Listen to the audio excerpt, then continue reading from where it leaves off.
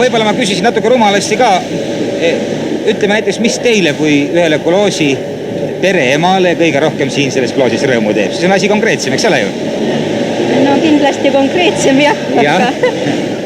Eks üldiselt ikka soodustused, mis on perekonnaemadele tehtud ja perekondadele ehituse alal ja siis üldse teenuste alal, mis tulevad järgmine aasta on individuaalteenuseid, kes on koloosi liikmed kauem olnud, saavad 80 rubla eest kasutada igasugu võimalusi siin.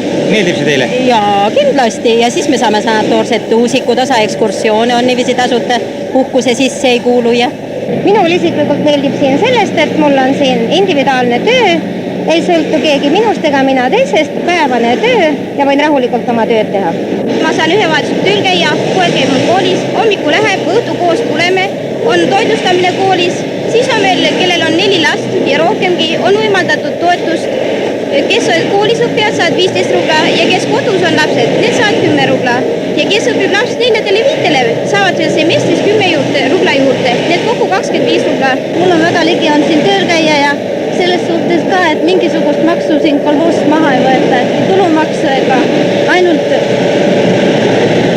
Kõik, mis teete, tuleb puhtalt kätte? Teenid kõik saan kätte ka. Kui palju te ühe mütsi pealt saate? 10 kopikat.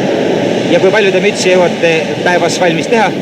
60 on meil norm teha, aga muidugi vahest me teeme rohkem, kui me ületunde ka teeme ja ületunnid on kolhoosi liikmel lubatud teha.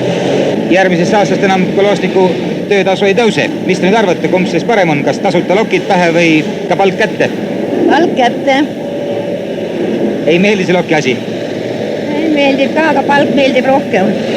Aga no ütleme, et kui lokid on natukene nüüd nagu rohkem välja pakutud, kui tarvis oleks, aga tasuta kleit või palk kätte? Ei, raha.